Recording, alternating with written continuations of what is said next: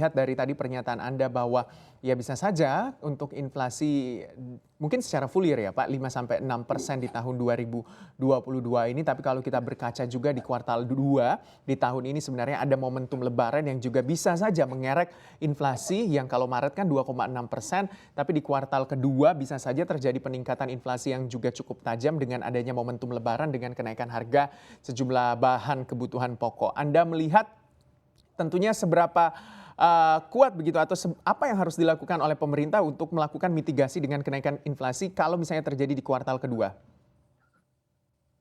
Ya, ini yang memang ya di satu sisi apa namanya, posisinya serba sulit ini ya. Mhm.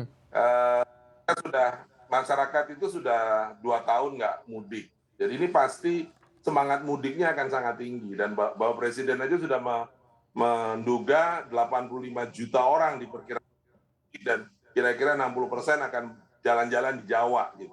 Dan itu pasti belanja semua mereka dan itu pasti akan ada apa namanya pengeluaran yang sangat besar dari kelompok masyarakat ini.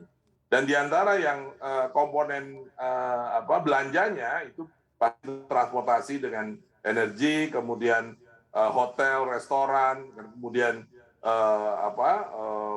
oleh-oleh dan lain-lain itu.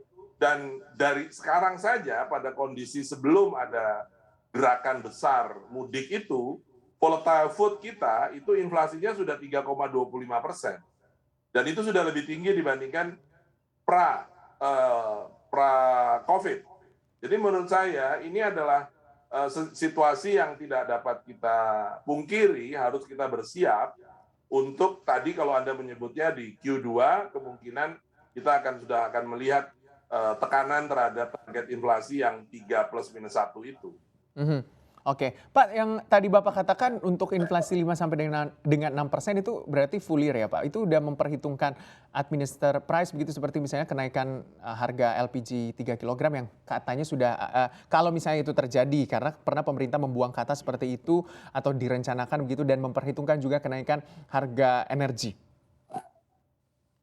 Ya, kalau saya belum masukkan yang apa gas 3 kilogram, tetapi saya kira kalau itu masuk tentu tekanan ke atasnya akan lebih besar. Tapi saya Mhm. ingin mengingatkan 5-6% itu tentu kita sangat tidak inginkan dan kita terus terang sudah sangat senang dengan mungkin hampir 10 tahun lah terakhir jaga inflasi kita relatif rendah bahkan di bawah 5%. Tapi 5, sampai dengan 6% itu bukan sesuatu yang terlalu menakutkan gitu ya, sampai kemudian kita membuat langkah-langkah kebijakan yang terlalu eratik dan panik. Jadi menurut saya ini adalah kondisi yang datang dari eksternal, Mhm. kondisinya lebih imported inflation, ya, dan situasinya memang sangat serba tidak menguntungkan. Mhm. Jadi kita harus mensikapinya dengan kepala dingin, nggak usah Betul. terlalu emosi menghadapinya.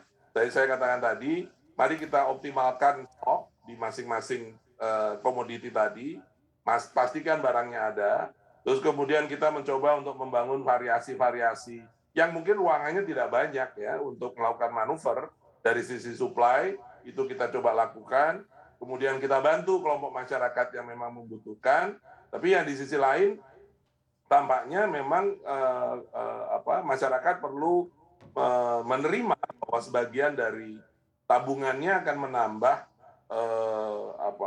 pengeluaran untuk menghadapi situasi ini.